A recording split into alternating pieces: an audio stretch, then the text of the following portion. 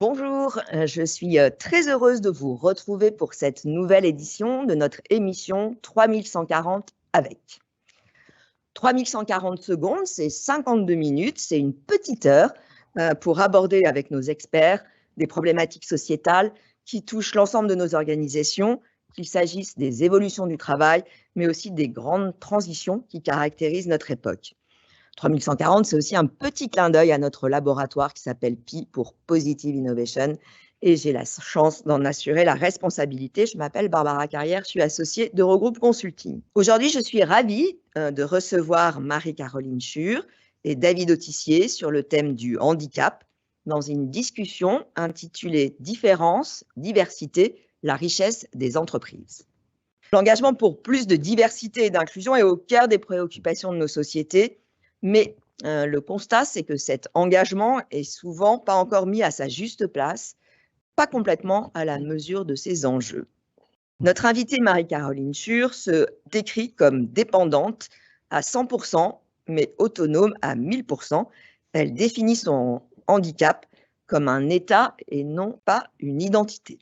Marie-Caroline, tu es consultante en inclusion sociale et tu accompagnes les entreprises dans la découverte de la richesse de la singularité à travers des formations, des conférences. Tu interviens également dans le domaine de la santé et dans les établissements scolaires. Et tu es accompagnée par un invité surprise que nous allons découvrir qui s'appelle Sherlock. David, tu es maître de conférence et directeur des chaires ESSEC, changement et innovation managériale. Tu as une approche et une sensibilité très personnelle sur le sujet du handicap et tu nous expliqueras pourquoi dans un petit instant. Marie-Caroline, le témoignage de ton expérience personnelle sera notre point de départ pour comprendre ce qui se joue aujourd'hui dans la société, l'appréhension de la différence, la peur du handicap et parfois la mise à distance presque superstitieuse. Tu nous livreras le fruit de ta réflexion issue de tes nombreuses interventions. Et enfin, nous ouvrirons la discussion avec David sur une terminologie qui n'est pas complètement anodine. En effet, les notions d'inclusion, de diversité supposent la prise en compte de la différence et non pas de la gommer. Bien sûr, vous proposerez des pistes d'action concrètes pour passer à l'action et identifier les bons leviers de bascule au sein de nos organisations. Donc, ces 3140 s'annoncent passionnantes et je vous laisse la parole. Merci beaucoup, Barbara. Bonjour à toutes et à tous. Comme tu l'as mentionné, Barbara, je suis un universitaire, mais j'ai une approche personnelle du sujet. Et je vais commencer déjà par cette approche personnelle du sujet, parce que je pense que je ne serais peut-être pas allé vers l'approche académique sans avoir cette approche personnelle. J'ai la chance, j'ai beaucoup de chance d'avoir 2 enfants, et j'ai un fils qui est autiste. Et alors, je ne suis pas effectivement dans une situation où moi-même suis concerné, mais je le suis au travers de mon fils, et j'ai pu voir toutes les difficultés qu'une personne en situation de handicap pouvait vivre pour son acceptation, pour son intégration, même si tous les discours sont toujours tous bienveillants. Mais entre le discours bienveillant et l'action d'intégration, il y a un grand pas. Et ce grand pas, c'est ça qui m'a intéressé. Alors, bien sûr, j'ai une relation affective à ce sujet, mais il m'a intéressé intellectuellement. Et il m'a intéressé intellectuellement, j'ai la chance de diriger 2 chaires de recherche à l'ESSEC sur le changement et sur l'innovation managériale, donc qui réfléchissent comment on conduit le changement, quels sont les nouveaux modèles de management dans les organisations. Et je me suis dit, si on veut changer le monde, il faut d'abord changer l'entreprise. C'est peut-être en changeant l'entreprise qu'on va changer le monde. Alors bien sûr, vous allez me dire, c'est un peu ambitieux, mais bon, on est là pour être ambitieux. Et je n'ai pas dit utopique, j'ai dit ambitieux. Donc ça veut dire qu'on a une volonté de résultat. Et au travers de cela, je me suis intéressé à cette notion d'insertion. Alors on reviendra après le témoignage de Marie-Caroline sur aujourd'hui, un peu ce qui se fait dans les entreprises et les terminologies employées. Et là, je tiens à souligner le travail, le gros travail qui a été fait par l'entreprise Andros, qui a lancé il y a quelque temps Vivre et travailler autrement. Vivre et travailler autrement, c'est un dispositif qui permet l'intégration des personnes autistes dans des chaînes de fabrication industrielle. Et bien sûr, ils se sont dit, on va être dans la preuve, on va démontrer que l'intégration, l'inclusion, après on parlera de tout ça, ça apporte quoi? Ce qui a été démontré, c'est que les personnes qui étaient intégrées, les personnes autistes, premièrement, elles étaient aussi performantes, voire plus performantes. Donc ça, c'est quand même assez intéressant, parce que souvent, on a toujours cette notion dans les organisations, ce qui est rentable, ce qui n'est pas rentable, ce qui est de la performance, ce qui n'est pas de la performance. C'est-à-dire, de toute façon, on élimine ce sujet. Et deuxièmement, ce qui est surtout intéressant, c'est de dire, pour les expérimentations qui ont été faites chez Andros, mais aussi chez L'Oréal, de dire, ça humanise notre organisation. Et en humanisant notre organisation, on la rend aussi plus résiliente. Alors aujourd'hui, on en parle beaucoup de la résilience avec les crises. On dit une organisation, il faut qu'elle soit résiliente, agile, tout ça. Mais ce n'est pas les mots qui font qu'une organisation va devenir agile ou résiliente. C'est ce qu'elle va vivre. C'est les expériences de vie qu'elle va avoir. Et ces expériences-là ont été synonymes, effectivement, d'humanisation de l'organisation. Je me suis intéressé effectivement à cela, et aujourd'hui, un des sujets que l'on veut porter dans le cadre des chaires, c'est effectivement cette notion d'inclusion, je veux dire, comme vecteur de la transformation sociale, sociétale.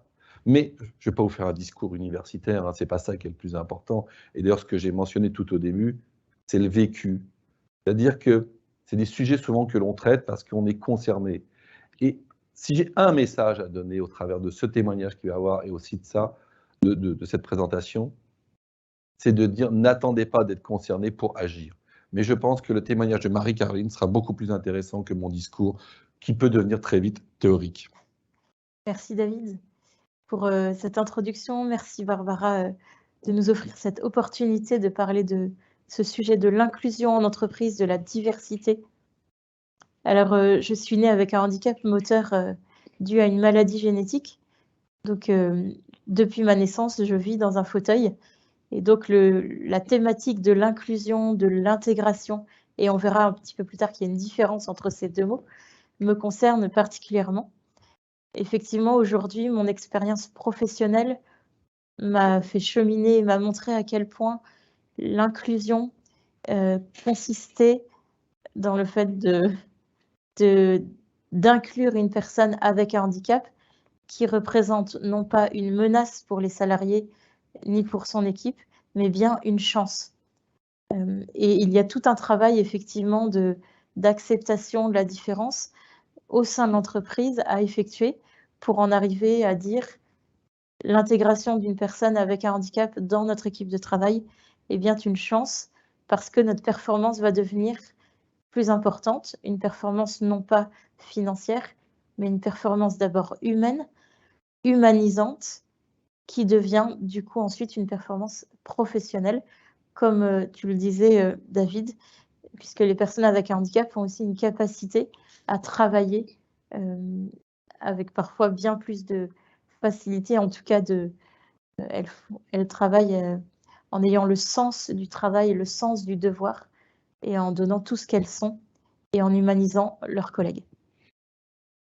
J'ai envie de te poser une première question. Aujourd'hui, je sais que tu interviens dans de nombreuses entreprises sur ce sujet.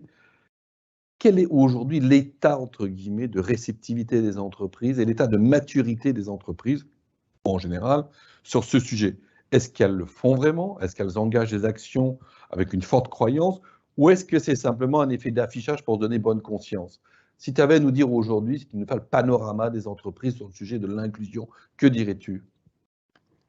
Alors aujourd'hui, je dirais que quand j'interroge autour de moi des entrepreneurs, des salariés, etc., j'entends très souvent la réponse « mais oui, aujourd'hui, c'est obligatoire de toute façon ». Alors cette phrase, j'ai envie de dire un peu toute faite, un peu neutre, me pose des questions. Oui, c'est obligatoire parce qu'aujourd'hui, comme on le sait, il y a le quota des 6% d'emploi des personnes handicapées dans les entreprises. Mais en réalité, ce quota, s'il n'est pas respecté, l'entreprise se voit devoir payer une sorte de compensation par manque d'emploi de personnes avec un handicap. Qu'est-ce que c'est qu'employer une personne avec un handicap?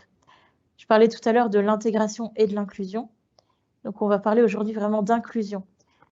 L'intégration, c'est faire rentrer une personne avec un handicap dans un groupe qui est déjà défini, dans un groupe valide. L'inclusion, c'est penser déjà le groupe autrement.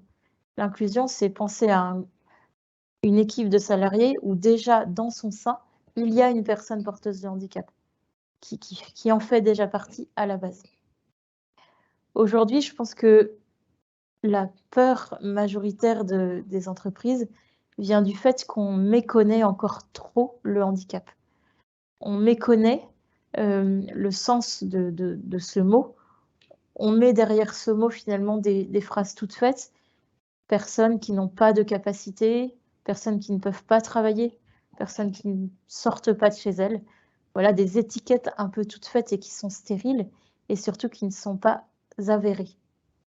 Excuse-moi, j'ai envie de te poser une question. Là. Tu parles d'intégration, d'inclusion. Je pense que c'est clé. Effectivement, il y a cette fameuse loi, cette fameuse obligation de 6% de la masse salariale. Hein. Donc, c'est bien cela. Aujourd'hui, 100% des entreprises sont obligées de respecter cette notion des 6% et de l'intégration. Est-ce qu'elles le font vraiment?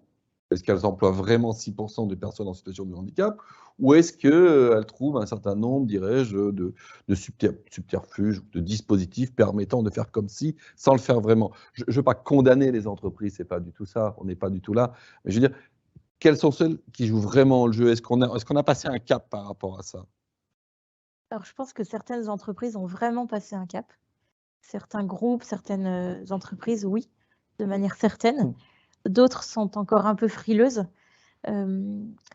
Non pas, comme tu le disais, on n'est pas là pour juger quiconque, mais certaines sont un peu frileuses sur finalement cette vérité de se dire que la personne est compétente. Je pense que le fond du sujet, c'est bien de regarder la personne selon ses compétences et non pas selon son handicap. La première chose qui est visible, c'est bien la différence. Si je parle de moi, ce qui est visible en premier, c'est mon fauteuil. Donc automatiquement, des étiquettes vont se coller sur mon front.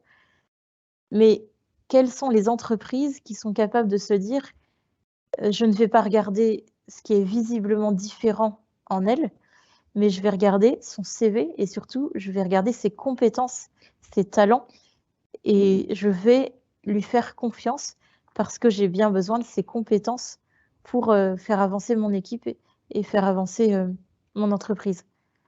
Et en faisant ce pari de la confiance et surtout en comptant uniquement sur les compétences comme on compte sur n'importe quelle compétence auprès de n'importe quel salarié, on va se rendre compte au fur et à mesure que l'entreprise va petit à petit s'humaniser. Non pas qu'elle n'était pas humaine avant, mais la présence d'un salarié en situation de handicap va quand même faire tomber des barrières, faire tomber des peurs et finalement permettre des relations plus transparentes, plus en vérité, plus humaines. Et donc, l'ensemble des salariés vont s'humaniser en travaillant ensemble et en acceptant d'être ensemble. Non pas en séparant la personne avec un handicap des personnes valides, mais bien en étant dans l'inclusion, c'est-à-dire un seul et même groupe avec les mêmes objectifs au sein de l'entreprise. Donc on a cette obligation hein, qui est là depuis un certain temps. Après, c'est toujours ces problématiques qu'on a. Hein. Est-ce qu'il faut contraindre? Est-ce qu'il faut convaincre? Donc c'est toujours cela. Peut-être parfois, il faut contraindre pour convaincre. Hein. Donc, tu as mentionné quelque chose qui est de dire qu'il faut apprendre, il faut regarder la compétence, il faut inclure. J'ai envie de dire, comment on peut le faire ça aujourd'hui dans les entreprises? Est-ce que c'est une question, dirais-je, de trouver le bon sponsor dans l'entreprise? C'est-à-dire, est-ce qu'il faut aller faire du lobbying auprès du DRH qui, lui, va se dire, OK, maintenant on fait comme ça? Est-ce qu'il faut former les managers? Est-ce qu'il faut faire des actions de masse? Comment on peut appréhender ce sujet pour rendre l'entreprise plus inclusive? Donc, je sais que tu travailles beaucoup sur ce sujet. Parce que là, il y a un certain nombre d'entreprises qui se disent comment je peux faire, comment je peux développer tout cela. Et je pense que ton expérience de vécu et d'action, c'est surtout ça qui est intéressante, peut aider un certain nombre, dirais-je, de personnes qui nous écoutent. Alors, je dirais que pour accueillir une personne en situation de handicap, la première chose déjà, c'est d'avoir des lieux qui sont accessibles.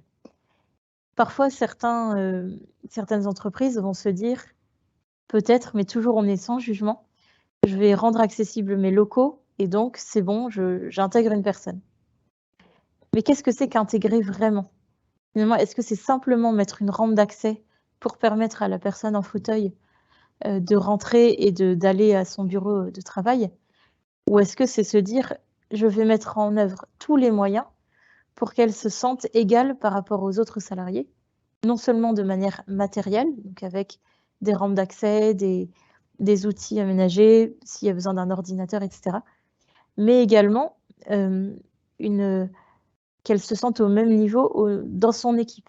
Et du coup, je pense qu'il y a un enjeu de sensibilisation énorme auprès des RH, auprès des directeurs d'entreprise, qui soit faite par des personnes en situation de handicap qui ont une expérience professionnelle à partager.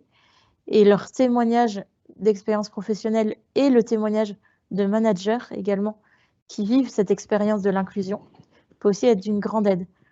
Je pense qu'aujourd'hui, je dirais que l'entreprise a besoin d'être audacieuse et qu'avoir le courage et avoir l'audace de se dire on va inclure une personne avec un handicap, non pas pour faire une bonne action, mais parce que je sais que ça va être un plus pour mon entreprise, parce que je sais qu'en plus, je donne une chance à cette personne en lui offrant un travail. Et on sait tous que travailler fait partie de notre dignité humaine. Se sentir digne, non seulement c'est de vivre, mais c'est aussi de travailler. Le travail me rend digne. Le travail me fait exister. Et donc, quelle est l'envie de l'entreprise de participer finalement à cette envie de rendre digne, finalement de donner une voix et de montrer les personnes avec un handicap. Aujourd'hui, dans notre société ou dans le monde de l'entreprise, le handicap est masqué, il est gommé, il est caché, parce qu'il fait peur, parce qu'on a trop d'étiquettes, encore une fois, qui sont collées sur nos fronts, parce qu'on n'imagine pas qu'une personne puisse travailler. Or, une personne est capable de travailler. Moi, ce qu'il me manque, c'est l'usage de mes jambes, l'usage de la marche, mais pas un usage intellectuel. Et donc, à quel point le manager, le RH est capable de se dire « je vais lui donner une chance parce que je sais qu'elle a les compétences ». Et donc, on n'est même plus dans la question du handicap, on est dans la question de la compétence et du coup, de la performance. Ce que tu nous dis, c'est qu'effectivement, il y a des décisions d'entreprise. Donc, j'ai envie de dire à tous les DRH, à tous les dirigeants d'entreprise, osez, ayez de l'audace sur le sujet et lancez des choses en disant c'est possible, il faut le faire. Donc, c'est déjà des décisions, dirais-je, d'entreprise par tous les dirigeants. Donc, ça, c'est le premier élément. Deuxième élément, c'est qu'il y a un certain nombre de dispositifs d'accueil, etc. Et le troisième élément sur lequel je veux revenir, c'est le regard de l'autre, sur lequel je voudrais. Le regard de l'autre, ça veut dire, tu l'as très bien dit, j'ai des compétences, j'ai des capacités, je peux faire. Et ce n'est pas parce que je n'ai pas l'usage de mes jambes que je n'ai pas un usage intellectuel et des compétences qui se matérialisent dans le travail, dans des productions à haute performance pour l'entreprise. Et ce regard de l'autre, quand même, et sur le handicap, on touche toujours à un moment donné cela.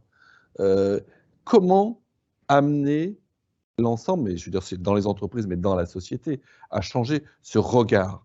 Est-ce que c'est déjà par de nombreux témoignages comme tu le fais, je sais que tu en fais beaucoup, et je t'en remercie parce que tu sers la cause et tu montres à de nombreuses personnes toute ta compétence. Donc, est-ce que c'est simplement par ces témoignages ou est-ce qu'on peut aller encore un peu plus loin? Et que pourrions-nous faire par rapport à ça pour changer, dirais-je, le regard de l'autre? Le regard, c'est un grand sujet par rapport au handicap.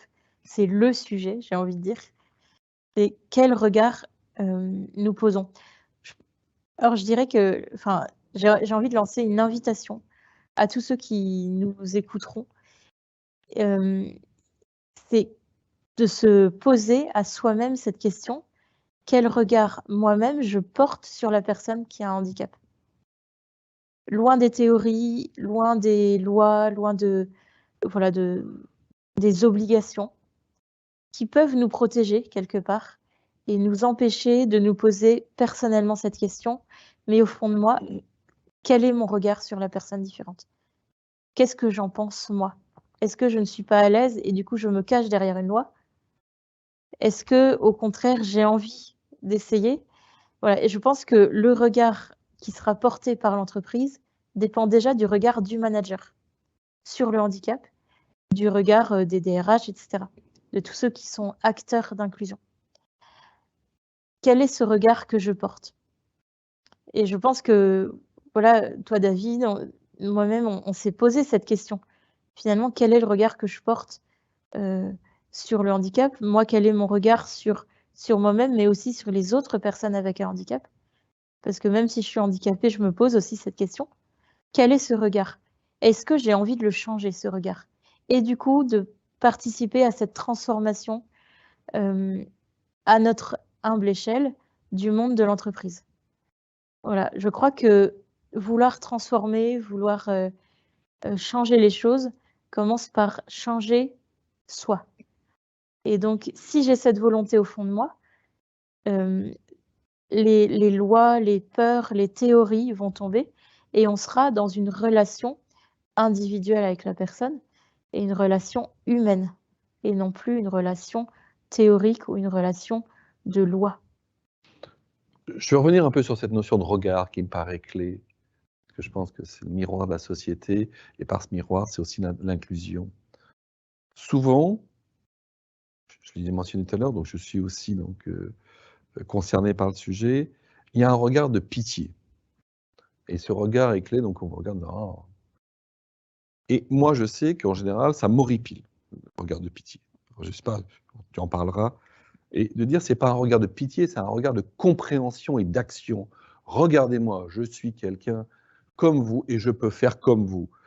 Et ce regard-là, il est dur parce que souvent, il y a une compréhension, mais une compréhension qui est, j'appelle ça un peu dans la pitié. Donc, et ça, moi, je trouve que ça blesse plus que ça n'aide. Et j'aimerais avoir ton retour sur ça. Et je sais que tu as vécu de nombreuses expériences sur ce sujet-là. Et aujourd'hui, le discours que tu tiens aux entreprises, que tu tiens à la société tout entière, c'est quel type de regard attends-tu? Alors le regard de pitié, effectivement, c'est le regard premier, j'ai envie de dire, auquel je suis confrontée, auquel chaque personne avec un handicap est confrontée, puisque la différence attire l'œil. Voilà, tout ce qui est différent, que ce soit le handicap ou autre, une autre différence. Tout ce qui change de notre norme finalement attire l'œil, attire le regard. Alors ce regard de pitié, effectivement, moi je le rencontre beaucoup dans la rue. Je le rencontre beaucoup, finalement, dès que je suis en autonomie, et c'est beaucoup le cas, que ce soit en déplacement, dans le monde professionnel, dans mon milieu personnel, etc. Finalement, pourquoi les gens ont de la pitié pour moi? Je crois que donc avoir de la pitié, c'est finalement se mettre à ma place et se dire: «Oh la pauvre, sa vie doit être horrible». Je crois que la personne qui porte un regard de pitié se met à ma place. Or, est-ce qu'on peut se mettre à la place de quelqu'un sans vivre ce qu'elle vit? La réponse est non.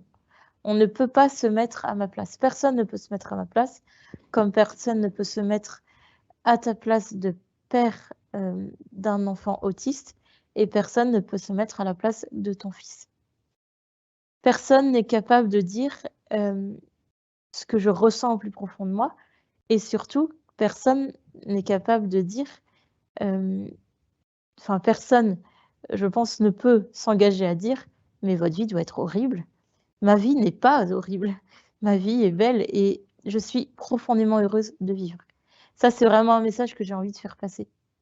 Parce que beaucoup de personnes imaginent par leur regard que finalement, je passe mon temps à attendre et que la vie ne sert à rien et que je ne peux rien faire. Mais la vie est là, alors qu'est-ce que j'en fais? Et est-ce que l'entreprise est prête à m'aider à en faire une chance?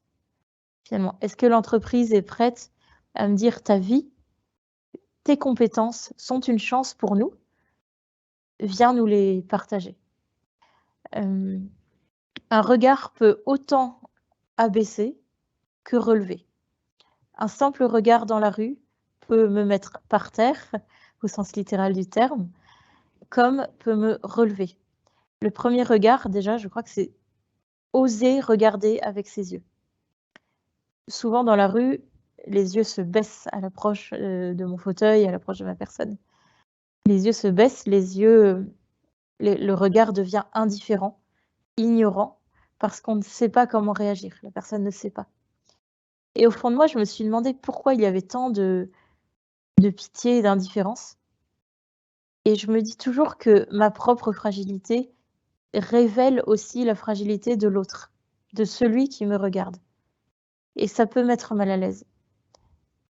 Et plutôt que de juger, je pense, ces regards, même si ça me met mal à l'aise et que j'ai envie de clamer à tout le monde que je suis heureuse, que le handicap est une contrainte, mais que la vie ne l'est pas. Eh bien, au-delà de ça, finalement, est-ce que cette personne qui me regarde avec pitié, avec indifférence, ignorance, qu'est-ce qu'elle vit au fond d'elle-même?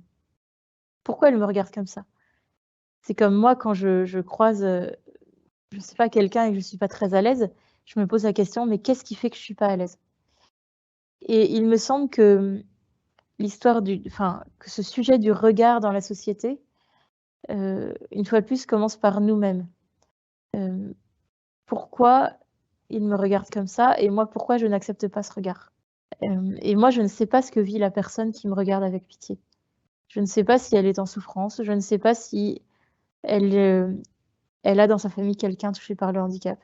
Je ne sais pas si mon handicap lui rappelle quelque chose ou lui révèle une fragilité qu'elle a en elle et qui est difficile à porter. Et cela ne m'appartient pas. Donc je me dois de ne pas essayer de juger, mais d'accueillir. Alors quand je peux juste avec un sourire, je crois que le sourire est le premier langage, au-delà des mots, quand on ne sait pas comment réagir. Simplement sourire, c'est déjà humaniser une rencontre. Et puis si la personne reste indifférente, c'est essayer de me dire: «Voilà, je ne sais pas ce que cette personne porte. Voilà, je ne peux pas me mettre à sa place, tout comme elle ne peut pas se mettre à ma place». Pas facile, hein, derrière. Donc, ça me fait penser à genre, Bergson disait toujours: «Ce qui est le plus important, c'est l'élan vital». Donc tu l'as bien souligné, la vie, le handicap est difficile, mais la vie est belle. Donc il y a cet élan de vie qui est là, qui est en chacun d'entre nous, avec les fragilités que tout un chacun peut avoir, hein.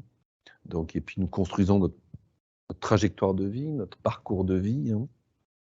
Donc par rapport à cela, cet élan de vie et là, ça touche 2 choses. J'ai envie de te poser cette question-là aussi, cet élan vital. Je pense que là, d'un seul coup, le handicap devient une force. Parce que je pense que, bah, l'élan vital est peut-être plus fort que pour d'autres personnes. Alors après, j'irai pas dans j'ai pas les moyens, dirais-je, d'évaluer cela. D'autres personnes qui n'ont pas, entre guillemets, le même vécu par rapport à cela. Je parlais tout à l'heure avec Vivre et travailler autrement. Quand on interroge les personnes qui travaillent avec des personnes autistes, disent: «Ça nous donne un supplément d'âme». Alors c'est compliqué le supplément d'âme. Le supplément d'âme, ça veut dire qu'on se donne il y a notre vie réelle, telle qu'on l'aperçoit, puis de se dire: «Il y a peut-être autre chose». Il y a peut-être autre chose, alors après ça regarde chacun, autre chose. Mais cette autre chose, c'est cette zone dans laquelle on va aller en conquête, on va aller en envie, on va aller avec, dirais-je, un vrai projet. Et j'ai l'impression que le handicap, hein, donne un supplément d'âme, je sais pas, après ça regarde chacun et les épreuves que les uns et les autres peuvent vivre. Mais ce supplément d'âme dans cette vie, dans nos vies, effectivement, parce qu'on va toujours chercher en conquête et c'est ça qui fait la beauté. J'ai envie de te dire, est-ce que ça donne un supplément d'âme un tout petit peu plus fort et quelle forme peut prendre ce supplément d'âme? Merci pour, cette belle réflexion. Oui, je pense que le handicap donne un supplément d'âme. Ça ne veut pas dire que je souhaite aux personnes de connaître le handicap. Pas du tout. Simplement le handicap, je ne l'ai pas choisi. En revanche, je peux choisir la manière dont je le vis. C'est comme notre bonheur. Finalement, on en est responsable. Si j'attends tout des autres et que j'estime que tout m'est dû, je pourrais peut-être attendre longtemps. Si au contraire, je décide d'être heureuse et que je me prends en main et que j'essaye de mettre en place les moyens, ça ne m'épargne pas le combat. Que ça soit quand même, dit. Voilà, le handicap reste un combat de chaque instant, de chaque minute, tout comme, la maladie, la souffrance et cetera, mais pas la vie. Ce supplément d'âme, je dirais cet élan de vie. Personnellement, moi, je le ressens vraiment, au quotidien. Déjà le matin en me réveillant et en me disant: Voilà, c'est une nouvelle journée de plus qui arrive. Qu'est-ce que je vais en faire? Et on est quand même fait pour, être en relation avec les autres. On n'est pas fait pour vivre seul. on est fait pour aussi se donner, on est fait pour partager nos compétences, pour les offrir au monde, à la société. Comment je vais le faire aujourd'hui? Voilà. Est-ce que c'est en restant enfermé chez moi ou est-ce que c'est en sortant et en osant affronter le regard du monde? Aussi, parce que ça demande aussi de l'audace, pour la personne qui, voilà, qui vit cette différence. Cet élan de vie, je crois que c'est cet élan d'avoir envie d'être heureuse et donc de me dire: «OK, j'y vais, qu'est-ce que je fais maintenant?» Et j'en suis responsable de mon bonheur. Je crois que dans la société, par rapport au handicap, hem, les regards, il y a une partie dont je suis responsable et l'autre non. Mais je suis responsable d'une partie. C'est-à-dire qu'une personne qui va avoir du mal à me regarder, à me parler, est-ce que moi, je vais oser aller vers elle pour enclencher une discussion et finalement faire tomber, cette peur et cette barrière et voilà, c'est comme avec un enfant. Vous savez, les enfants, ils posent, des questions mais transparentes et directes. Quand ils me croisent dans la rue, c'est spontané et j'aime cette innocence des enfants. «Ah, pourquoi elle est petite la dame? Pourquoi elle a un fauteuil?» et cetera. Quand, leur pourquoi, trouve une réponse de la part des parents ou de ma part ou de la part de quelqu'un d'autre, finalement, c'est terminé, ils retournent jouer, c'est fini et j'aime cette simplicité du cœur de l'enfant qui dit: «OK, je sais maintenant, j'ai compris, donc je retourne à mes occupations». Cet élan de vie, je crois que c'est vraiment de me dire que la vie est une chance, que j'ai pas envie de la garder que pour moi et le fait d'avoir traversé aussi beaucoup d'épreuves très difficiles, beaucoup de souffrances physiques extrêmement difficiles et d'en être sortie.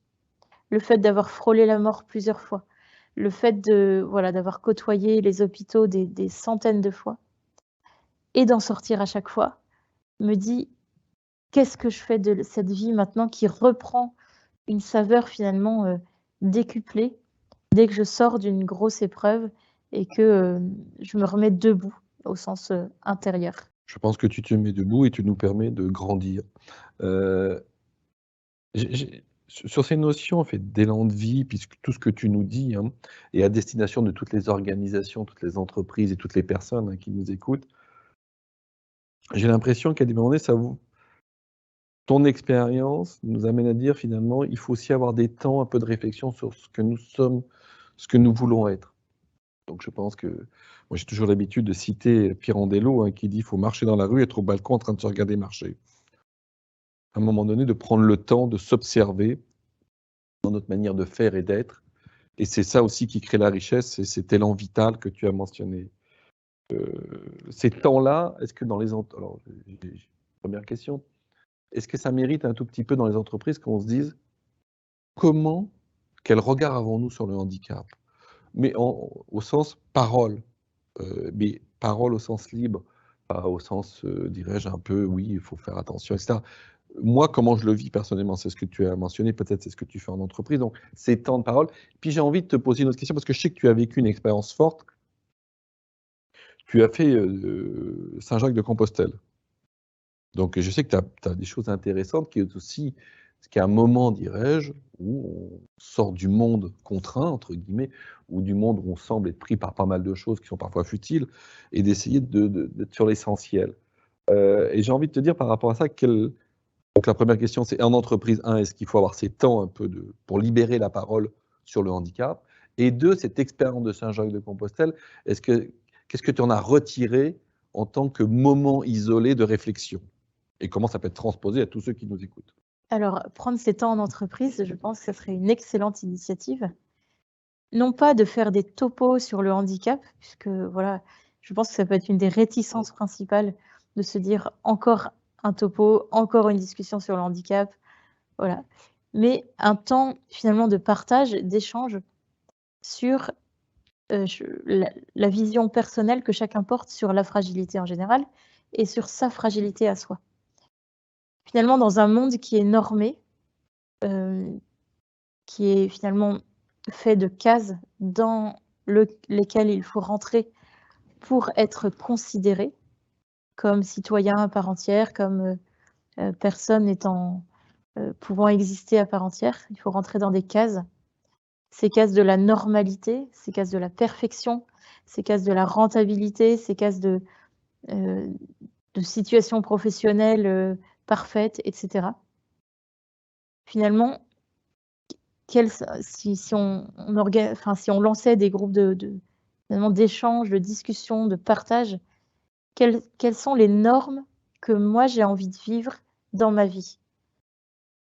Quelles sont les normes qui finalement me permettent de donner le meilleur de moi-même à la société, à mon entreprise, à mon entourage, à moi-même? Voilà, dans quel milieu est-ce que je vais me déployer le mieux? Et je crois qu'aujourd'hui, être fragile, c'est une honte.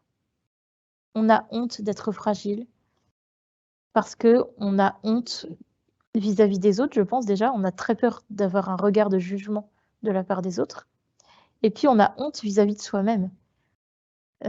Qu'est-ce qui fait qu'on peut avoir honte de soi en étant fragile?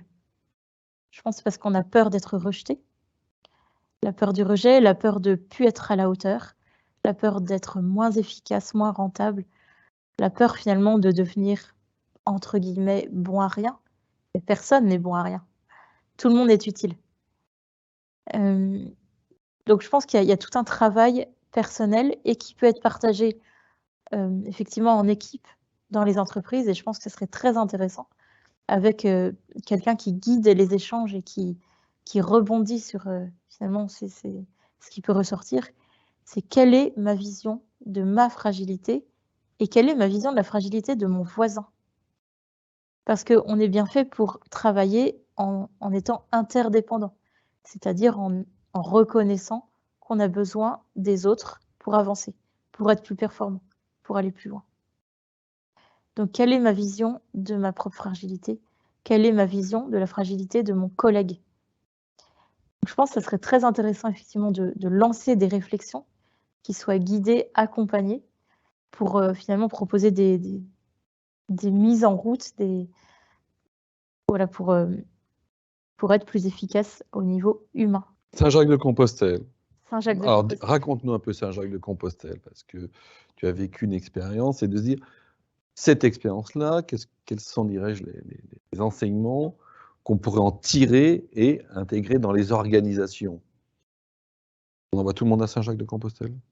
Déjà qu'il y a beaucoup de monde, donc ça intéresse un peu. Mais je sais que tu as vécu, bon, déjà, il y a une dimension symbolique très forte. Hein. Comment tu l'as vécu, toi, et qu'est-ce qui t'a marqué dans ce parcours? Alors, Saint-Jacques-de-Compostelle, c'était une aventure folle. J'aime les aventures folles. Je me suis jamais empêchée de vivre un rêve ou de vivre une aventure, entre guillemets, folle, sous prétexte que j'étais dans un fauteuil roulant. Mon handicap ne m'a jamais freinée dans des projets, dans des voyages, et à vivre pleinement avec un V majuscule. Évidemment, sans faire d'imprudence et sans mettre ma vie en danger. Saint-Jacques-de-Compostelle, donc je suis partie au mois de mai-juin dernier, pendant 3 semaines, entièrement seule, faire 400 km avec mon fauteuil. Donc je faisais une moyenne de 30 km par jour.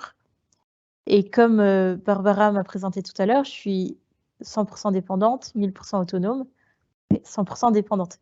C'est-à-dire que mon handicap me contraint à une dépendance absolue. Je ne peux pas me lever de mon fauteuil et donc je ne peux effectuer aucun geste de la vie quotidienne, que ce soit le lever, le coucher, l'habillage, la douche, etc.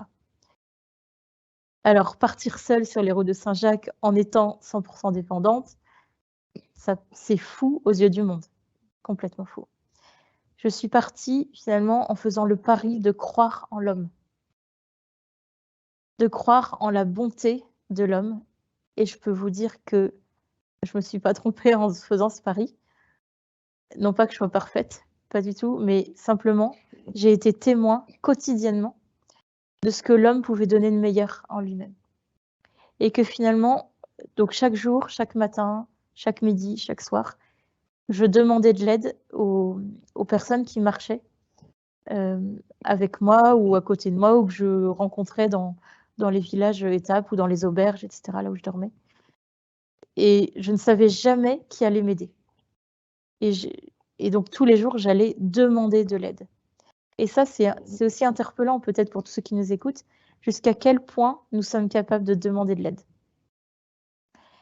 Alors moi, demander de l'aide, c'est vital pour moi, mais il n'empêche que c'est quand même pas si simple. Surtout quand on ne connaît pas les gens et que tous les jours, ça change. Et en faisant finalement cette démarche d'aller demander de l'aide aux gens, de croire en eux, en fait, de leur offrir aussi cette possibilité de donner le meilleur. Mon handicap est passé de faiblesse à force. Toutes les personnes que j'ai croisées m'ont remercié pour ma force. Et ils m'ont remercié parce que le simple fait de marcher à côté de moi leur donnait de la force. Pourtant, moi, je suis dans un fauteuil électrique, j'avais juste à appuyer sur la manette et ça avançait tout seul. Et en me croisant, les gens me disaient « Merci parce que quand on te croise, quand je te croise, j'ai plus mal aux pieds, j'ai plus mal, j'ai envie d'avancer, j'oublie tous mes soucis, tu me donnes de la force, merci pour ta force. » Le monde a eu peur de cette aventure que j'ai osée. Aucune personne sur le chemin ne m'a dit « T'es folle de faire ça ». Aucune. Tout le monde y a cru avec moi et tout le monde a joué le jeu. Enfin, a joué le jeu, a cru finalement en moi. Mais ni plus ni moins. Je crois que le handicap n'appelle pas à en faire trop, ni pas assez. Juste comme tout le monde. Et des personnes, donc les personnes qui m'ont aidée, je n'ai jamais eu aucun refus d'aide, ce qui est absolument déjà incroyable. Personne ne m'a jamais dit non. Pour certaines personnes, ça a été facile. Pour d'autres, ça a été difficile. Même pour les personnes pour qui cela a été difficile, elles l'ont quand même fait. Et c'est là où je suis admirative, c'est qu'elles se sont laissées bousculer par ma demande, tout comme je me suis laissée bousculer par leur peur et par leur peut-être maladresse ou leur sentiment de ne pas pouvoir y arriver. Et je pense notamment à une personne qui m'a, après m'avoir aidée à me laver, m'a remerciée. Je l'ai recroisée 2 jours plus tard et puis elle a couru vers moi, elle m'a pris dans ses bras en pleurant et elle m'a dit « Marie-Caroline, merci parce que en me proposant de t'aider, tu m'as montré que dans la vie, tout vaut la peine. » Voilà, ça c'est une petite pépite que je partage. Il y en a eu plein et j'espère voilà, un jour avoir l'occasion d'en partager d'autres. Mais voilà, que tout vaut la peine dans la vie. Et je crois que cette personne s'est laissée bousculer dans sa fragilité, qui est à m'aider. Elle se sentait toute fragile dans le fait de m'aider à me laver. Et c'est tellement légitime. Et moi, j'étais aussi toute fragile finalement de recevoir ces gestes fragiles. Et dans nos fragilités, nous nous sommes rencontrés en vérité. C'est-à-dire qu'il y avait, alors là, il y avait plus de conditions sociales, d'âge, de nationalité, plus rien. Il y avait bien 2 personnes, 2 êtres humains qui étaient ensemble. Donc, effectivement, 2 fragilités donnent une grande force. 2 fragilités qui se rencontrent donnent une force. Et je crois que la fragilité assumée, la fragilité considérée comme peut-être un tremplin pour aller vers d'autres horizons, est une force. Pourquoi c'est une force? Parce que je suis obligée de me laisser faire. Je suis obligée de me laisser bousculer. Et je me rends compte qu'en faisant ce travail finalement par rapport à moi-même, j'aidais les autres à le faire. Et je me suis rendu compte que mon handicap m'a permis de faire des choses peut-être que je n'aurais jamais faites sans mon handicap. De faire déjà des rencontres incroyables, des voyages incroyables, des expériences incroyables. Finalement, mon handicap m'emmène toujours plus loin, me fait rouler toujours plus loin. Mais parce que c'est... Et finalement, j'ai envie de dire que mon moteur, quelque part, est-ce que ça serait pas ma maladie? Merci pour cette force. J'ai envie cette force de la démultiplier dans les organisations. Et pour effectivement, donc, tu as vécu ce périple de Saint-Jacques-de-Compostelle, tu as fait, et dire, dans les organisations, s'il y avait quelques actions à mener, Moi, j'ai vécu personnellement une sensibilisation un jour avec la cécité. Et on te bande les yeux, et là, tu te retrouves et tu n'as plus du tout tes repères. Alors là, je souscris pleinement. Là, tu demandes à tout le monde de t'aider. Hein. Donc, est-ce que ça passe par cette notion expérientielle de faire vivre des choses? Je sais que toi, tu as un certain nombre d'exercices que tu fais faire aux entreprises pour les acculturer, dirais-je, au sujet. Hein. Mais est-ce que ça doit passer par cela pour qu'il y ait une compréhension de cette fragilité, de ce besoin de solidarité, et que ça donne de la force? Et est-ce que tu as des exemples, un ou deux exemples à nous partager? Je pense qu'effectivement, comme tu le disais, l'expérience dit tout. On peut faire des heures de sensibilisation, c'est très bien, mais je crois que expérimenter ce que c'est que le handicap remplacera tous les topos possibles. Effectivement, je propose pour les entreprises, les personnels soignants et même les élèves en milieu scolaire, des journées en fauteuil roulant, demi-journée ou journée. Parce qu'une chose est d'aider une personne avec un handicap, une personne qui a besoin. Une autre chose est de se laisser aider.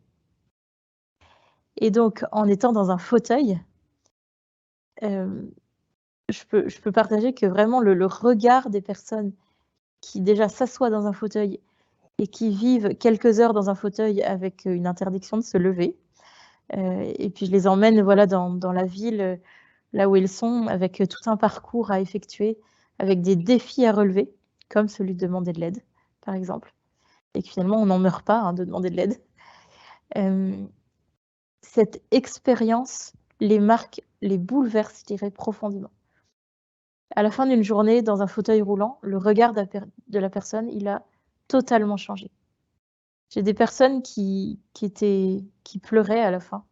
Ça m'est déjà arrivé, à la fin de cette expérience, qui me disaient « mais je me rendais tellement pas compte de ce que tu vivais et de ce que c'était que d'être dans un fauteuil, de tous les obstacles que l'on rencontre, rien que dans la ville, pour rentrer dans un magasin, pour une simple marche, mais toute petite, peut être un obstacle. » Ouais.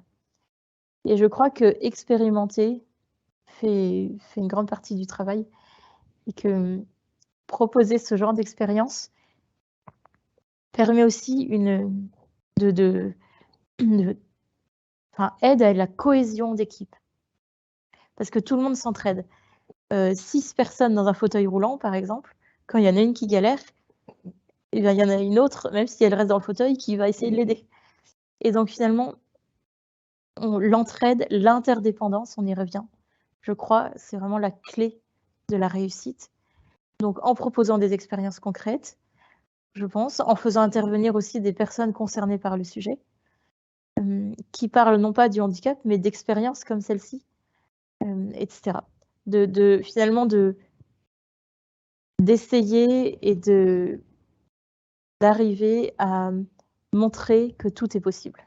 Par ton expérience, ton vécu, ton récit que tu nous partages, on voit que tout est possible. Nous sommes dans le temps maintenant de la conclusion. Hein.